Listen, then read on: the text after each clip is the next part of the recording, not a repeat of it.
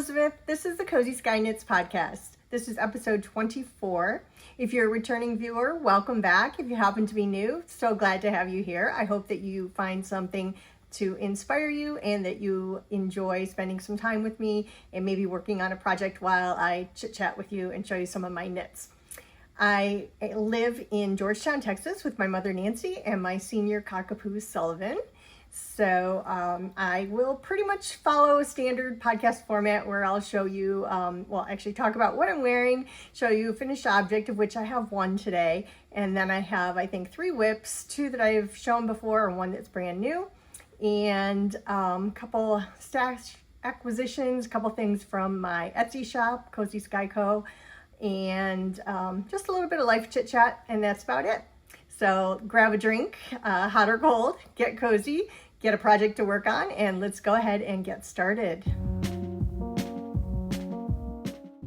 Today I'm wearing a sweater that I knit way back in 2012. So, gosh, what is it, 2026? So 14 years ago. Pretty funny that I still have this sweater. But I have recently changed the buttons on it and kind of given it new life in my wardrobe. So I'm pretty happy about that. But the sweater is called the Dove Sweater. It's by Louisa Harding, and it is from a book called Belle by Louisa Harding.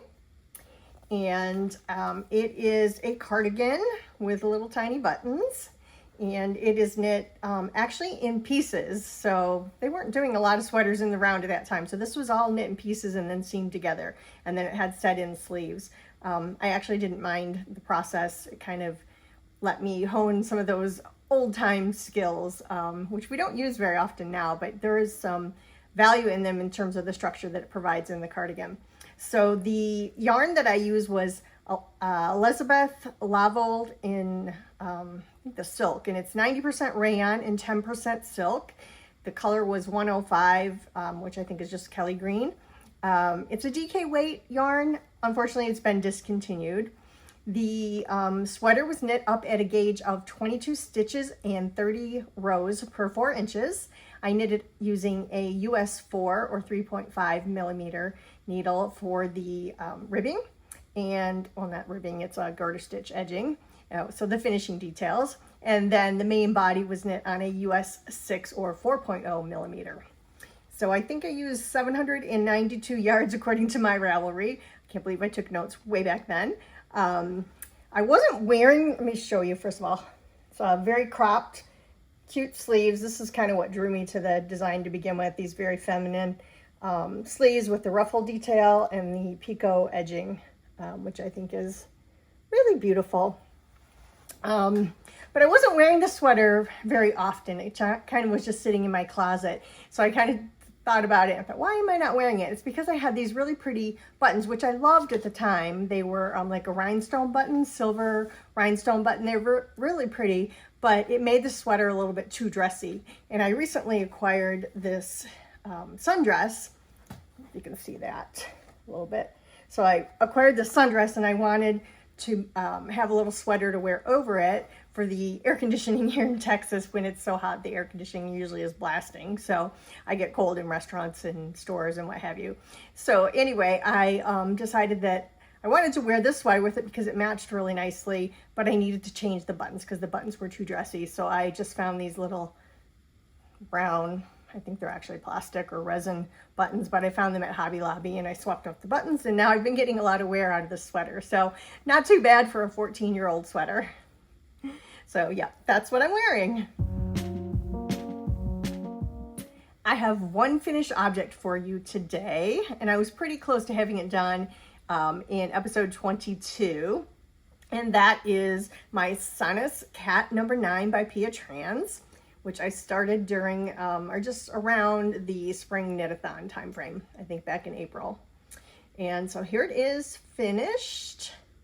I think I just had the sleeves to do the last time, and I did that. And I mentioned, I think, that I was going to Las Vegas for a work trip, and I was able to take it on that trip, and I wore it, and it looked really nice. I had some white pants, white linen pants, and it looked really nice. I had wore it for my meeting when I had to do a presentation, so I was feeling good about that. Anyway, this is knit up. I made a modification because it calls for a US 2 for the ribbing and a US 4. So 2.75 millimeters and 3.5 millimeters for the main body. I actually had to use a US 3 or 3.25 millimeters for the ribbing and a US 5 or 3.75 millimeters.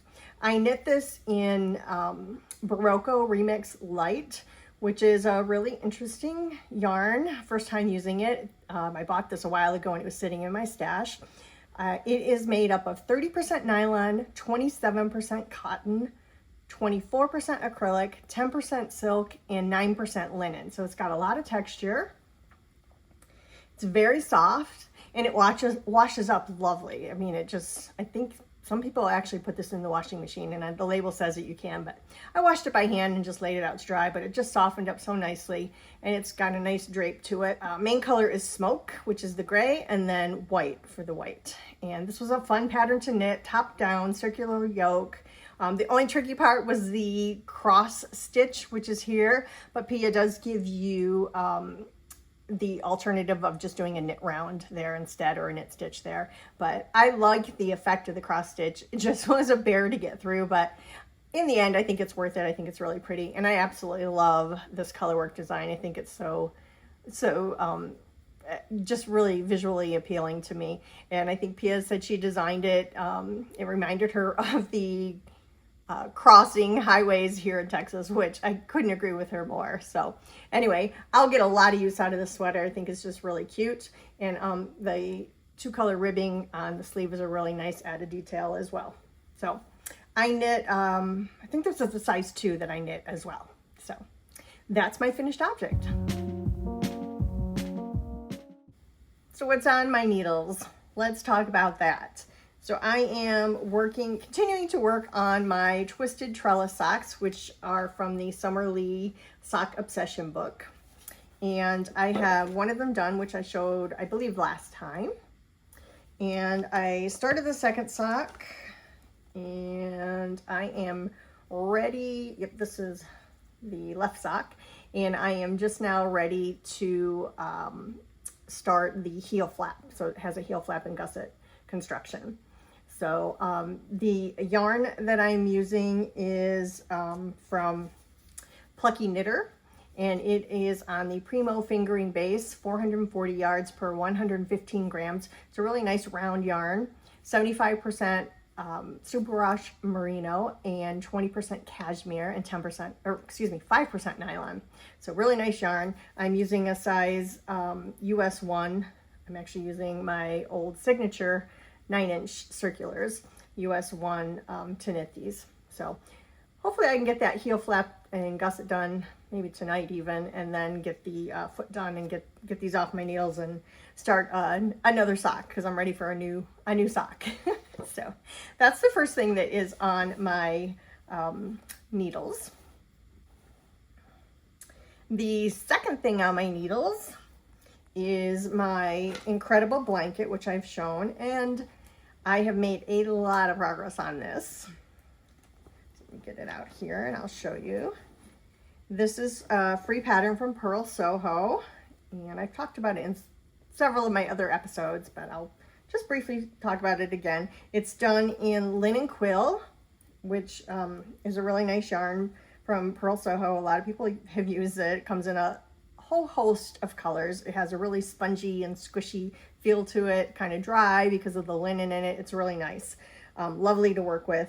The colors that I'm using is from a set of 40 mini skeins, and I'm following the pattern to a T, so following the color placement that the original sample was knit in. And here's where I was the last time, right here. And I finally changed and got a better progress keeper. Last time I just had a light bulb marker. But anyway, I've made quite a bit of progress on it. And I am officially halfway finished with the blanket. So I have some ends that I need to deal with. I talked about just tying the ends on when I start a row and when I finish a row, or a color I should say, and then I weave them in part way through the I-cord and part way through the blanket. But I was doing them like in groups of maybe 5 colors, and I got a little behind, and so now I have a a night of weaving in ends while watching TV, but not a big deal for me. I don't mind actually weaving in ends. So the only problem with this is that it's getting very hot in Texas, and because this is getting so large, it's becoming a little too warm to knit on. So I think I'm going to put it into hibernation for a while and then probably pick it up again in the fall when it starts to cool down a bit. So that's my plan. But I am thoroughly enjoying working on it. It's a very comforting knit. The repetition of the stitch pattern, it's super easy to memorize, and it's just engaging enough because you have one row where you have to pay attention, then one row where you're just knitting across. So really enjoyable project. If you're looking for a blanket to make, I highly suggest that. My other WIP, or work in progress, is something that I talked about last time as wanting to cast on, but I hadn't started it. So I went ahead and cast it on, and it is the Ghost Horses sweater by Caitlin Hunter of Boylan Knitworks. And it is a top-down circular yoke sweater, all in Colorwork.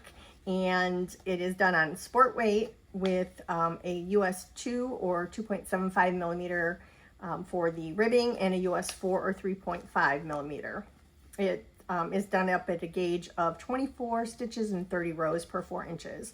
And it's all over Colorwork sweater. And let me go ahead and show you what I've done. Cast on. Sorry, I got some yarn issues going on. And you can see the beautiful design.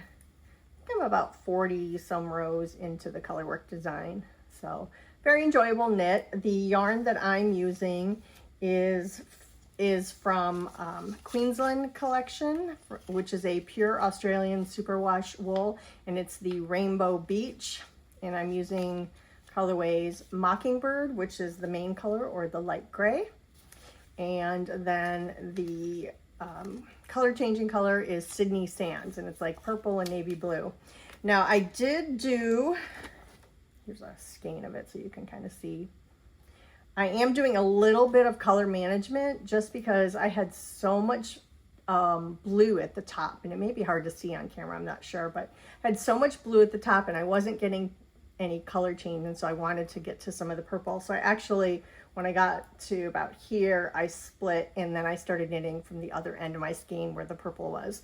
So I am doing a little tiny bit of color management, but this is not going to have a lot of variety because the skein itself really doesn't have, it's very, even though it color changes, it is slightly monochromatic because it's all the same hues and tones. So, but anyway, I'm enjoying this and hope to make some more progress on it this week. So I have one stash acquisition to talk to you about, and it is from Green Mountain Spinnery. I was able to get some yarn, I think they call it their skinnies, so maybe it's yarn that was just slightly below the gauge, or the yardage was a little bit different. But anyway, I got this yarn. It is a single ply yarn, and it is called Simply Fine, which is a fingering / sport weight yarn. 60% Western wool and 40% mohair. And it comes in 50-gram hanks, and it was 224 yards per 50 grams is what the weight is on that, and the yardage.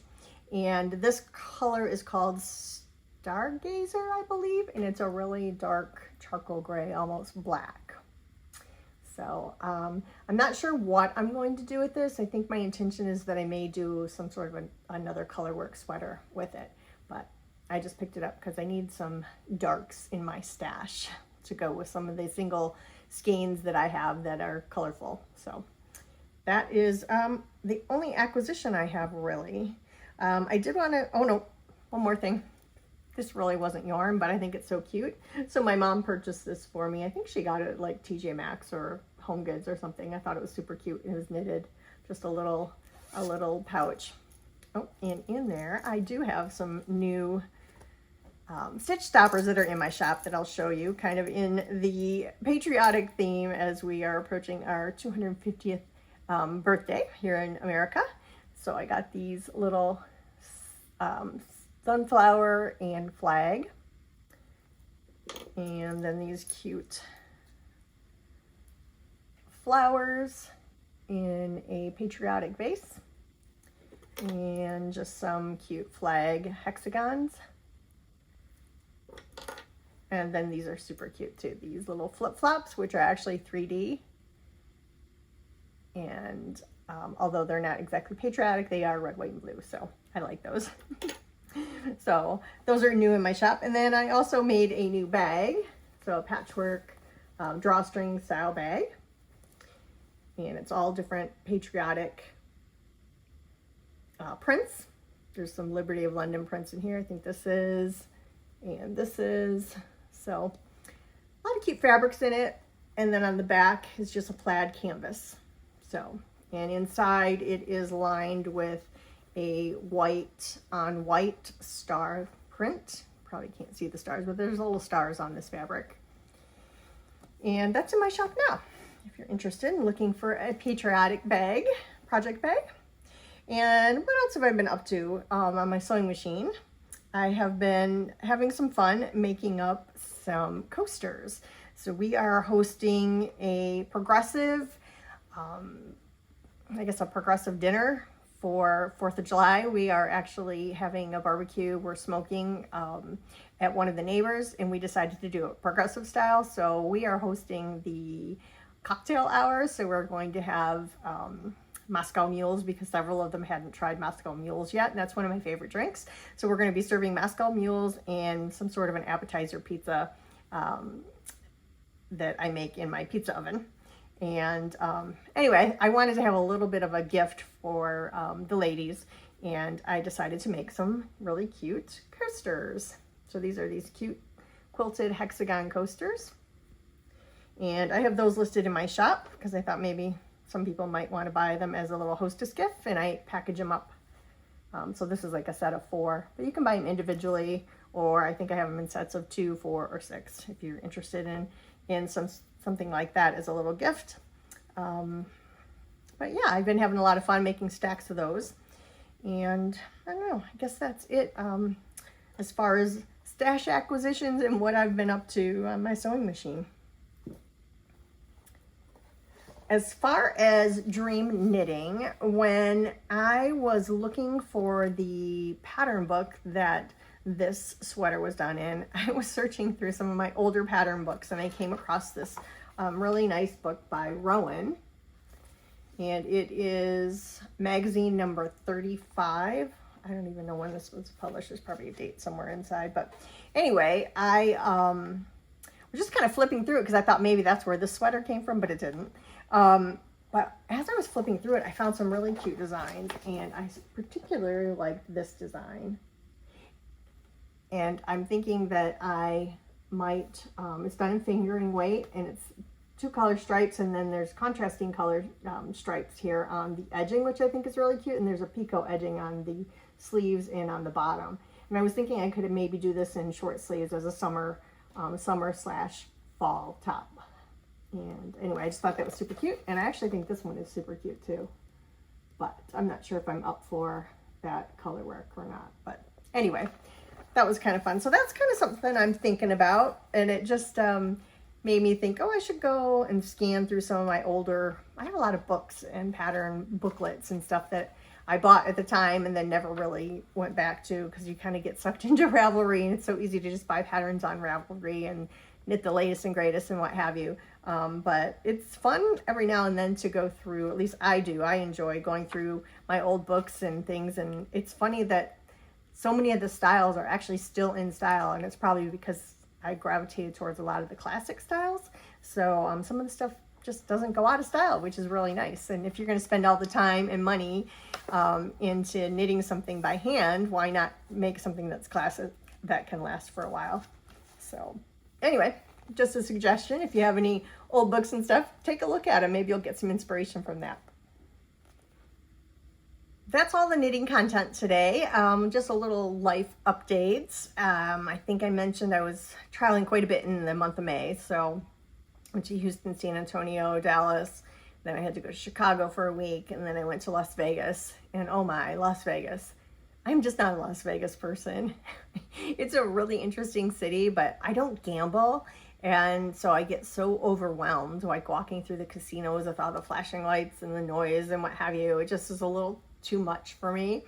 So I didn't really thoroughly enjoy that, but it was interesting to see some of the other stuff. But it's so difficult and expensive to get around in that city. Everything looks like it's so close and you can walk, but you really can't, because because of the size, the perspective is way off, and something looks like it's just a couple blocks, but that couple blocks ends up being like a mile and a half. It's kind of crazy. And then you end up taking taxis or Ubers everywhere. It gets really expensive. And I was on company money, so it wasn't a big deal, but I don't know. I just have a hard time with that, but spending money on that kind of stuff. But anyway, but it was fun. We had some really good meetings and some really good food. And I got some pictures and a little bit of footage that I will share with you. Oh, but something funny that did happen. The last night I was there, my colleague had left, and so I was by myself for dinner, and I didn't really want to leave the hotel that I was staying at. So I they had happy hour at a Mexican restaurant that was right on site at the resort I was at. So I had that, and I just sat at the bar. I had a margarita and ordered some food, and I just started noticing that everyone around me had like this really strong Irish accent. And I was like, what is going on? Next thing I know, it's like, first it was 2 people, then it was 4 people, and they weren't together. So it was kind of funny, but they just ended up being all these groups of people, and none of them were together. I don't know why they were all in town. It was very bizarre. But as a knitter, I'm sitting there as I'm drinking my margarita. I'm thinking, oh my gosh, are the sheep going to jump on the bar and start dancing? Am I being punked? I thought I was being punked. I was cracking up. But anyway, it was pretty funny. So for the life of me, I don't know why all these people from Ireland were there, but it was interesting.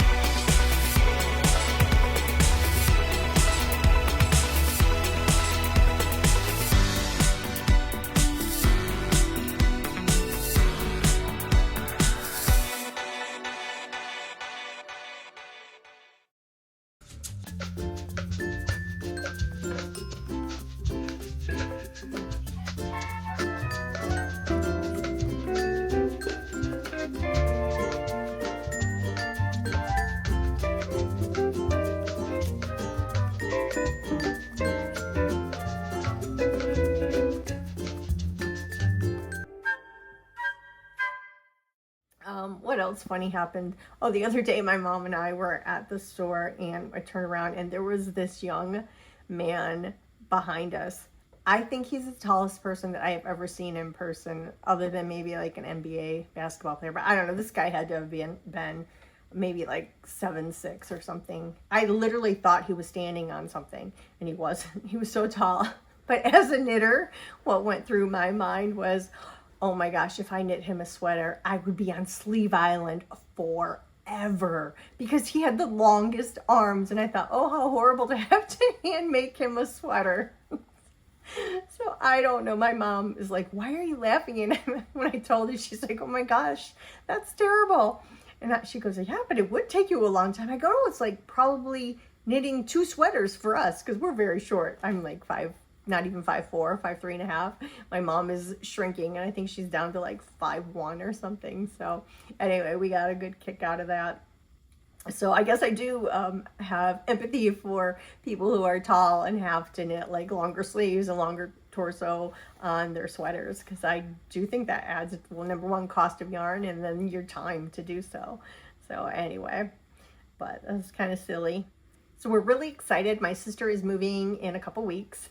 She and my niece will be here. My mom just got back from California. She went out for my niece's graduation, which was really nice. She graduated with honors, and she is now fluent in Spanish as well. So she got an honor for that, which was really nice. And they're in the throes of packing. And I think next week she will be hitting the road, heading this way. So we're super excited about that.